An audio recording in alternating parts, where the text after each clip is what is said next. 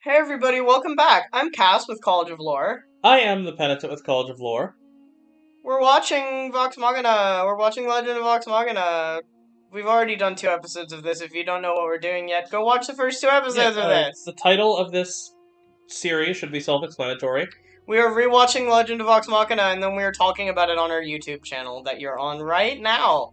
By the way, considering that you're already watching a video from our YouTube channel, you should subscribe to our YouTube channel. You should also like this video. We are trying to get to 100 subscribers by the end of this year. So Yes. by December 31st, we would love to be at 100 subscribers. Make that happen. Speaking Subscribe of which, to us. this is the first recorded video where we have 50 subscribers. Yeah, we have 50 subscribers. We have some batch other stuff that's going to go up that was recorded before we got 50 subscribers, but this one is special. And if you really like us that much, want to help us out, do feel free to check us out on Patreon. Yep, the link is in the description. And special thanks to our patrons. Remy Sweet and Of Winter, I love you guys. We love you guys. Alright, so, we're just gonna get into this. We just watched it, it's fresh in our brains. We're gonna tell you all about the 3rd episode of Legend of Vox Machina Critical Role series. Let us know how you like the mic quality on this, because we're trying something Yeah, a little new. we're fucking around and finding out. Alright. What is this episode? Man, it is certainly where things kick up a notch. Yeah. This one kicks up a notch. This one dials it up to 11 pretty quick. It goes from 0 to 100. This episode is called The Feast of the Realms. Okay. Its synopsis reads, Vox Machina are invited to the palace for a formal dinner, where Percy encounters murderous figures from his tortured past. And man, they weren't lying. That Percy sure can encounter murderous figures from his tortured past. Yep, that's what happens. That's it. That's the whole episode. Encounters is kind of an understatement, I feel like. Yeah. Considering they nearly... Well, spoiler alert, if you haven't seen this episode, why are you listening? Yes, like we always say during this, watch the episode first. Yes, please, seriously. Spoiler alert! This will not help you have a good time if you listen to us first. Yeah. Listen to us, just do it after. Yeah, just do it after.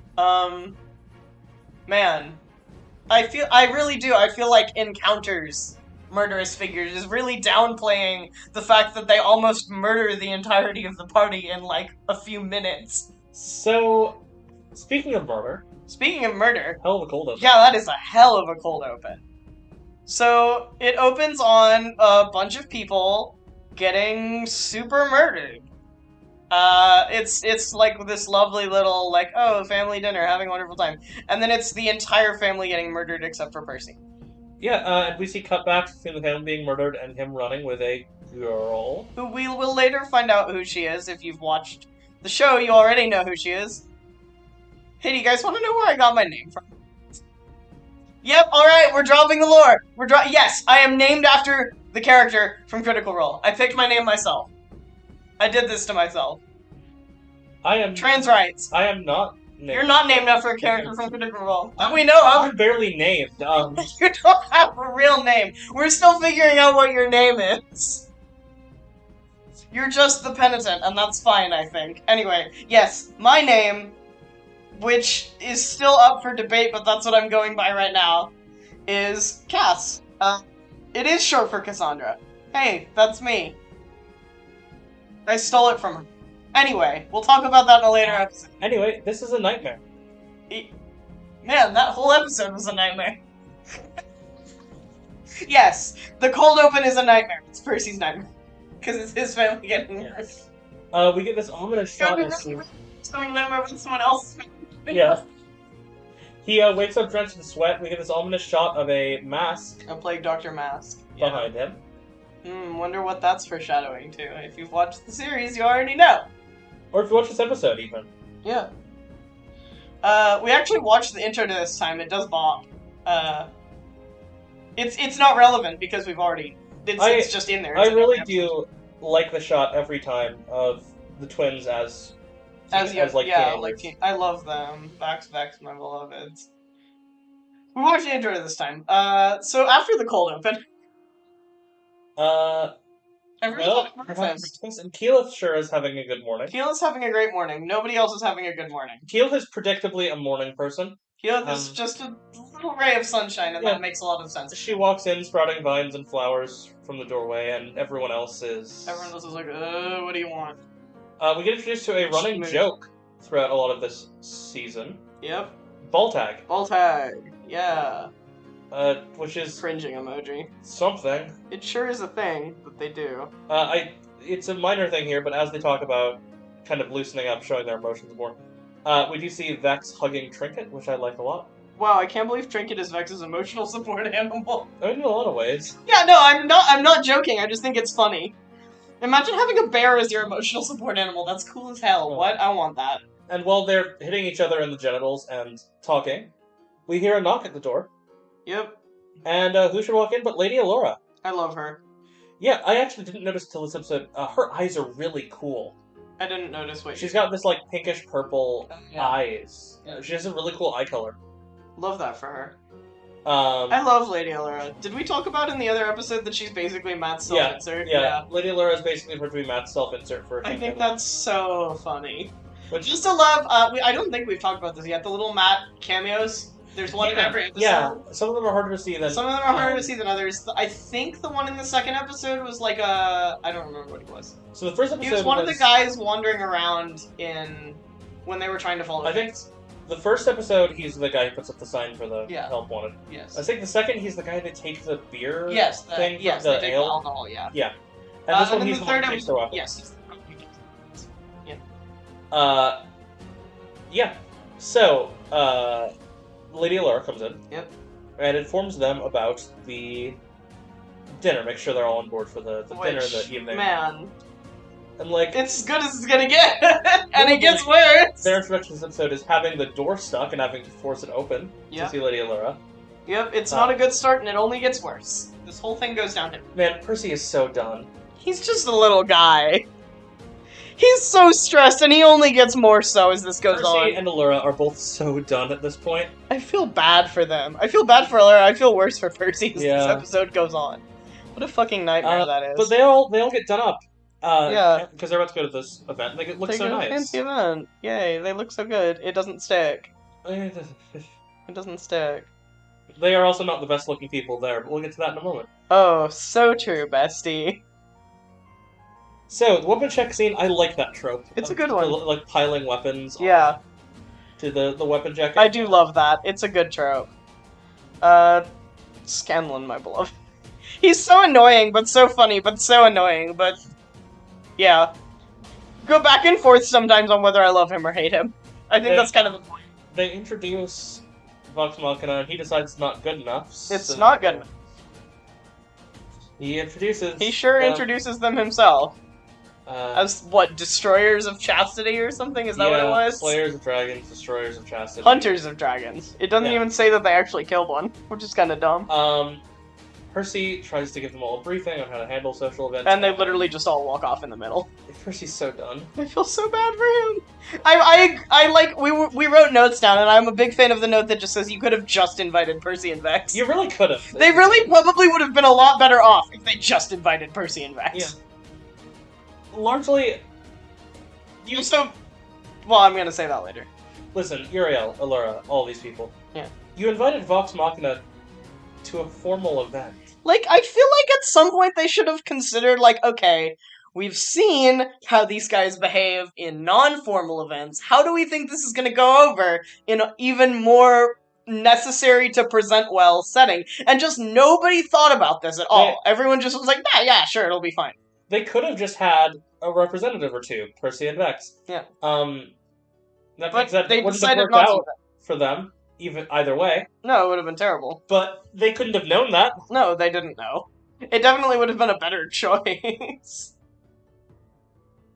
Well, so my favorite characters in the whole thing arrive.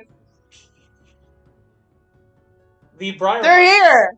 Are here. They're here! My favorite. They can announce that Percy has a PTSD moment. If villain bad, then why villain hot? I'm gonna say it every single time. I'm gonna say it every time. I think the Briarwoods are hot. You can't change my mind. Bisexual power couple. You and Vax both. Yeah, no, me and Vax both. Vax gets it. This is a whole different thing if Percy has his gun on him. Yeah, no. It's shoots him in he just starts shooting in the middle of this hall, which See, the thing about it is it would have immediately revealed Silas's thing. Yeah. So that would have been suspicious in its own right, and there would have been two very different conversations going on at the same time. Obviously that did not happen, because why would that happen? That doesn't make any sense. Percy finally touches on a bit of his past, saying that these people drove him from his home to a degree. Kicked his ass out. Yeet. Doesn't say everything about it. Sure doesn't. He could have. He definitely should have. Yep, that would have been a good idea, Percy. Do that next time, Sneaky. Vax, heart emoji. I love him. He's so sneaky. What does Vax do? He goes sneaky. Yeah. He's going rogue, such as it were. He's gonna go try to sneak. Yeah, and they established this safe word, Jenga, and I know this isn't the point. Mommy isn't a very good safe word. It's not. It's a really bad safe word. Yeah. It's a really, really bad safe word. It's really bad. Yeah. I feel bad for Allura. I feel so bad for Allura. She's going through it every single day. Then get ready for the proper, and man, Allura sure is. She's going through it. Tired. She's going through it. I love her. I feel bad for her. I would be tired too if I had to deal with. The council drew short straws about who had to deal with Vox. She drew the short straw. I do really like all of the PTSD and the tension from Percy's point of view. It is very well done. He can't stop glaring at the Briarwoods. He's almost catatonically focused when the rest of the characters talk to him at the table. He's just glaring down the Briarwoods, and I like how they express that. And so much that he even forgets his formality. He doesn't stand when the Sovereign enters. Which is a huge thing for him. So it's really a demonstration of how much this affects him more than anything else in the world, really. It's a minor detail because no one else but Vex stands at first. Yeah. But the fact that Percy doesn't... Yeah. Or Keyleth, actually. Is the fact that Percy doesn't actually is a huge thing. It is, yeah. Man, they sure did have them all go. Yeah, having Vox Machina at your formal event is... It's certainly a decision you could have made. Maybe not a decision you should have made. It's a decision that they made. Honestly, listen, if you invite Vox Machina to your formal event, it's kind of on you. It really, at some point, it is your own fault and not theirs. Yeah. Like, if you're working with Vox Machina, I think you know, at some point, like, okay, these guys are not suited for this. Listen, they're good at very many things. This is not one of them. Going to formal events is not one of those things. Anyway, we cut back from this bad formal event. Yep, terrible nightmare disaster. Vax making some self rolls.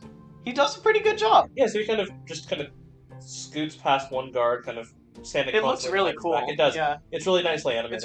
It's really smooth. Yeah. And he uses a special belt that turns into a snake to make both of the other guards lead, which is a major difference from canon. Yeah. Because only one of them leads. Oh yeah. I forget how he gets past the other one. I don't remember. Yeah. But it is a difference from canon. Yeah. Anyway, the point is, he is going to scope at the Briarwood's room, and he sneaks into him. He sneaks in. He picks the lock. He does. He's really good at this, and I like how they show him being good. Yeah. We can't. God, I love. I love the Briarwoods so much. We cut back to a conversation between those Briarwoods. Yes, I love that. Sovereign Uriel. Yeah. Talking about the rumors of Whitestone. The rumor of what happened to Whitestone, where Percy gets so mad that he shatters a wine glass. Well, that's not yet. Oh, does he not shatter the wine glass yet? No. Basically, Sovereign Uriel is like, hey, you guys never come out of Whitestone. We're not much from there. Maybe we have to send a patrol of guards. And this is where Silas uses his compulsion ability. God. As a pure compulsion to basically Jedi mind trick Uriel to be like, no, we actually need to protect Whitestone and never go in there and never investigate and everything is fine. Everything is fine, and there's certainly nothing terrible going on in Whitestone ever, and there hasn't been for the last several years. No, what are you talking about, dude? I do like the voice cast. Yeah. Grey Griffin. Delilah Briarwood. Yeah, you know her more than I do. Very good. Yeah. Delilah is... Everyone is well voice acted. Delilah is supremely well voice acted. I am crunching it in my mouth. Vex does keep Percy from having an outburst. Sort of. Yeah. Yeah. Percy's going through it, guys. Percy shatters a wine glass in his hand. Yeah. And then we get an anal beads joke. Yep, you sure do. Which, thank you, Scanlan. Thank you, Scanlan. You do love to see it. Yeah. Vax, sneaking. We cut back to Sneaky Boy. Yeah. So he's poking around the room, and he finds a peculiar book in a hidden compartment of the chest, which is suspicious. Yeah, spooky book with spooky random language written in it. Yeah, a lot he doesn't understand. Nobody knows what's going on in there. It says one thing that he picks up on. Yes, notably, he puts the book away. Yep. And we don't see what happens to him. Yep. But that's actually in a second, because Percy is... Percy's going through it. Percy's having a rough fucking evening. And it gets He's rougher. going through it. As the Briarwoods spin a tale of the Dorollas abdicating their throne and fleeing. And Percy is not having it. Percy loudly calls them liars and stands up abruptly. To which the Briarwoods just leave. Bye. They got what they wanted, which was Uriel, and then they decided to fuck with Percy just a little bit. And then they just left. Goodbye. Yeah, it was absolutely her plan.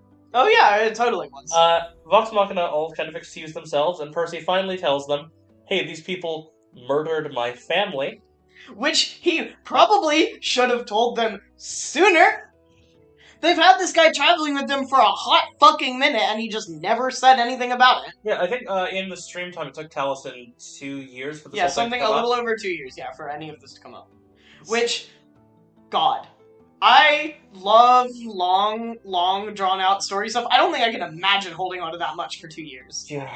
Like, I am bad at keeping secrets. This is something anyone who knows me well knows about me. I am bad at keeping secrets. Even, and sometimes especially when it comes to D&D. Yes. I hate holding on to stuff that I can't tell anybody. Every time I play D&D with you, I'm like sitting there like I'm DMing. I'm like, I can't tell you about what the deal with this is yet, but oh my god, it's so... I get so excited and I get so annoyed that I can't tell anyone. Hell of a slow burn. It is. It's a slow burn. Vaxilon. I love him. My friend, you Vax, are buddy. very smart and very good at many things. Do not read the book while you're in the room where the Briarwoods are staying. Why are you doing that? Get the book, get out. Yeah. He reads the book in the room, which is a horrible decision. It's a really bad decision. But Vax, he sees go, words, buddy. the whispered ones. Oh shit. There it is. And drop. Yes. Vax takes a second to look at the fire when it starts doing something weird, and buddy... Dude, come on, really? Why? Get out of the room. Just fucking go, dude! And of course they do, because he did this badly. The Briarwoods return while Vax is in there. Yeah, you fucking idiot! You stupid little man! He tries to flirt with them, and it does not work. I think he deserves it, frankly. I think known by Disaster Vax deserves to get with the Briarwoods. You and a lot of AO3 agree with that. I am going to out myself. I'm going to out myself. There's not as much as you'd expect. I am 100% putting myself on blast for the whole internet to find out there's not as much of it as you'd think there would be. We're learning everything we would want to know about you. And probably a touch more. Yep, I'm putting myself on blast on the internet. There's not as much as you. I'm not sorry either. I love them so much. I'm thirsty. What do you want from me? Vax gets I need a drink. Vax gets held person, Oh God. and I don't know. I've totally ruined your train of thought by bringing that up. interesting development. Amazon paid Sam Riegel to sing about anal beads. Good for him, honestly. One of my favorite things I've seen is just this meme of the domino. Yeah, the domino effect meme. With Matt giving Liam a birthday gift. Yeah. First domino. Amazon paying Sam Riegel to sing about anal beads. Yeah, it's just the really big domino, yeah. Yeah. I'm just gonna not say anything about it. I'm gonna let you say something about this section, because if I say anything about it, you all are gonna know exactly what I'm thinking. This thing with Vax, when they come back to the room, is weirdly erotic. I don't think it's weird. Everything. It's big to me. So, Silas feeds on Vax. Let's start crying. God, I wish... I'm not gonna say that! I'm not gonna say that on the internet! God, I wish that were me. But before they can kill Vax, He jumps out of a window. God, I wish so. You wish you would jump out of a window? Right now, yes, I do, because I'm humiliating myself online. Literally, anyone in the world could see this. I'm humiliating. My mom is subscribed to this channel. She doesn't watch the videos, but she is subscribed to the channel. What if this is the one? This is the one video that she decides to click on and she hears this from me. I'm so embarrassed. I'm embarrassed, but I have no filter about this. You said sometimes she plays the videos on silent while she's sleeping. Yeah, what if it just randomly comes on and she just wakes up to hear... What if she hears the dialogue about this in her dreams? Oh no. The simple solution is to also get my mom to find the Briarwood's eyes. Anyway, it is time, as he jumps out of a window, Bye. for Vox Machina versus the Briarwoods. Yeah, round one. Vox Machina goes ahead and takes their weapons back by force because they lose the ticket. Because they lose the which ticket is to their weapons. on brand. Man, the Briarwoods are strong. Man, the Briarwoods are really, really good. Delilah can effectively counter any spells they throw or weapons. Whoa. It's almost like that's a spell. Silas is very tough.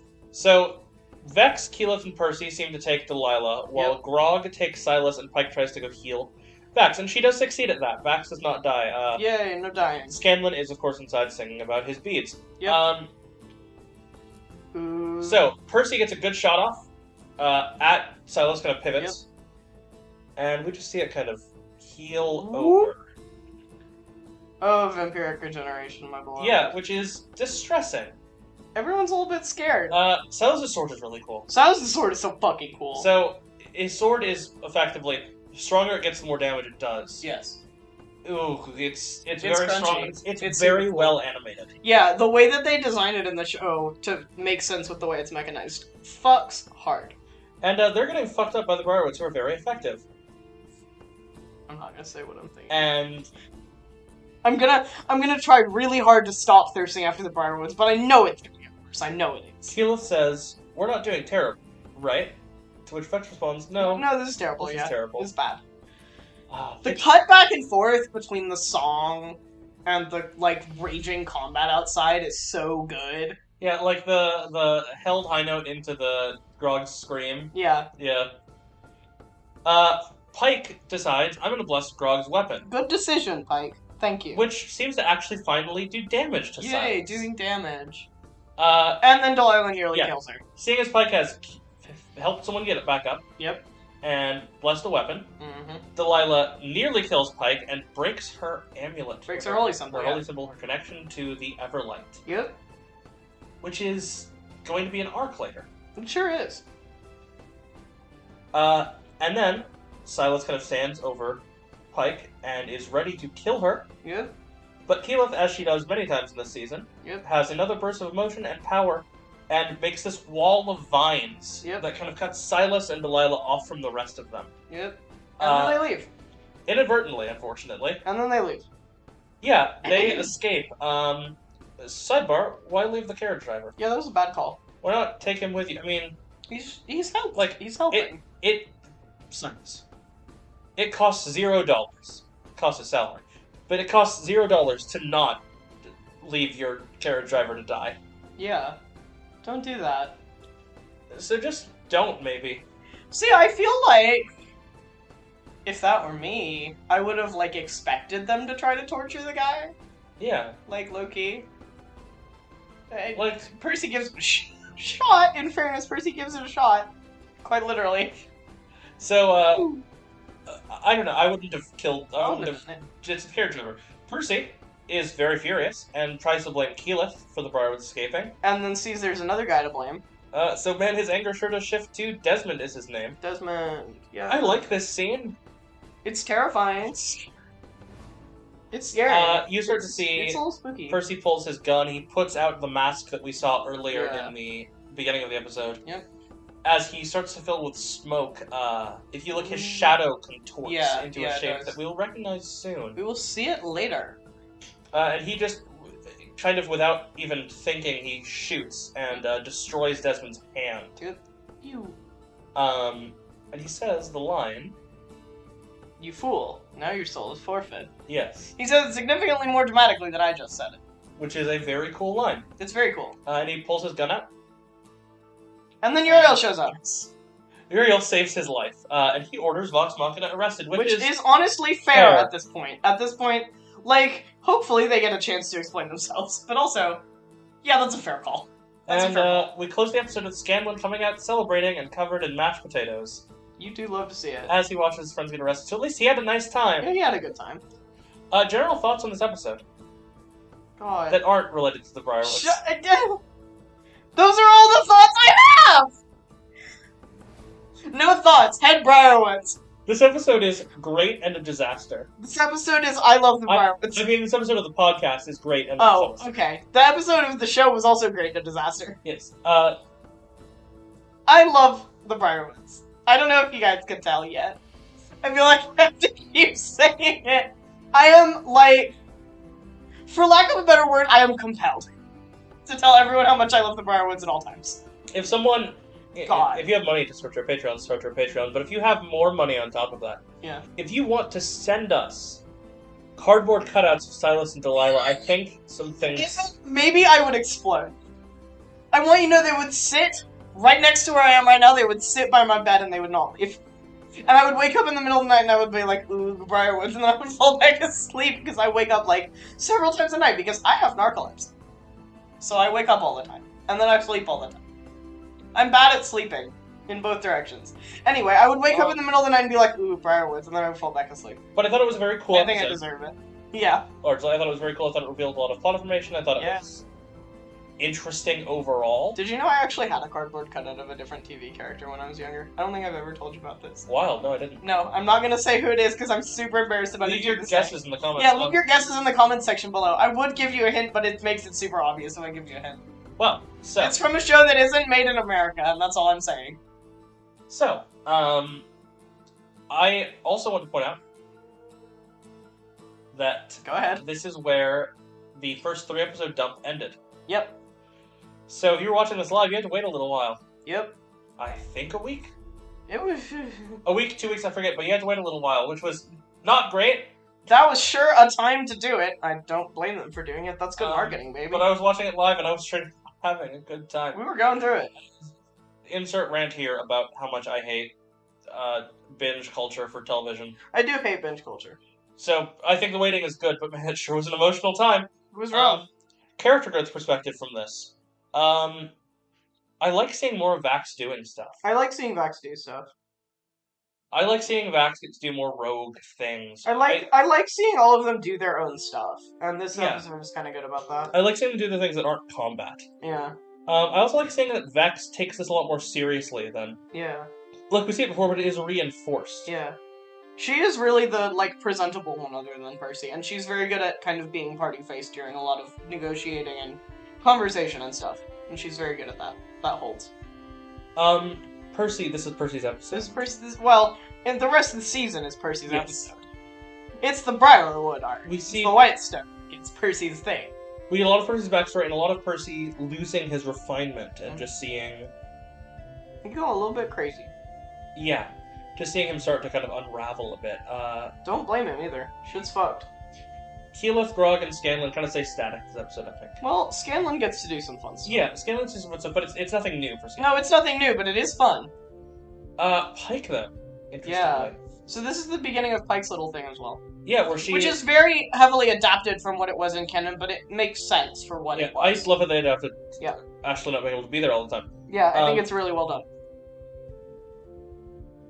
I love that for them. One of the great things is... Pike is the only one who, in the Briarwoods fight, seems to do anything. Yep. And then she can't. Yeah. They take that from her. And you see how smart the Briarwoods are by targeting. Yeah, they're really smart. I think it's neat. I think it's really cool. It's really telling, yeah. I like showing how Pike can actually do stuff. Yeah. And I like the arc it sets up. Thoughts on Vox Machina's growth as a whole? I love them. They got worse in this episode. Yeah. Like, objectively, they got worse. It's not growth, it's like a backslide. Yeah, and that's important, narratively, for them. They had a really good episode last episode, and shit got fucked. They're getting a dip to get a rise in a couple Yeah, episodes. they're gonna climb back up, slowly but surely. And notably, they still have that book. They do. Which is gonna come up later. Yes, so thank you. If you like this, give us your thoughts on the episode, your thoughts on character tell growth. us what your thoughts on the episode are. I know this is just largely a recap, but I hope that you guys like that format. Enjoy it with I hope you like us. our little commentary on it. Nobody is going to be happy with me, and that's okay. I feel like this is gonna be the thing that's like, okay, we're all sick of hearing about it now. And I'm not gonna stop! I love the Briarwoods. If you love the Briarwoods... Yeah! Here's the thing. If You should! want to never hear anyone talk about how attractive the Briarwoods are again, I can't promise that. subscribe to give us $8,000 a month, and we will stop. Buy my silence. Permanently. For $8,000 a month, I will stop. Yes. Donate to our Patreon. Until this season is over, you have to keep it going. And I will not talk about the Briarwoods. If you are... I will stop saying how hot I think the Briarwoods. If you are also thirsty for the Briarwoods, comment. Let me me know I'm not alone in this. Leave your PG-13 comments in the... That's quitter talk. I have zero thoughts about the Briarwoods that are PG-13. I have kept it as tame as it can be right now. Thank you for cutting me off, because I was about to say leave your comments in the description below. It's in the description. I will leave my comments in the description. What if the description for this video... What if the description for this video is just the AO3 link to the specific search I was talking about? Instead of, like... What were you gonna say? I'm sure your suggestion was better. The normal thing? Yeah. Where you talk about what the video is, what the episode is. Just talk about just like a random key smash of vowels. Yeah. Oog. Anyway, do, again, check us out, Patreon. I'm not sorry, but also I am, but also I'm not. Comment, subscribe, like, Thanks for watching! Thanks for watching. Thanks for watching! Bye! Thank you for watching this video from College of Lore. Remember to like this video, subscribe to join the party, and have a fantastic adventure.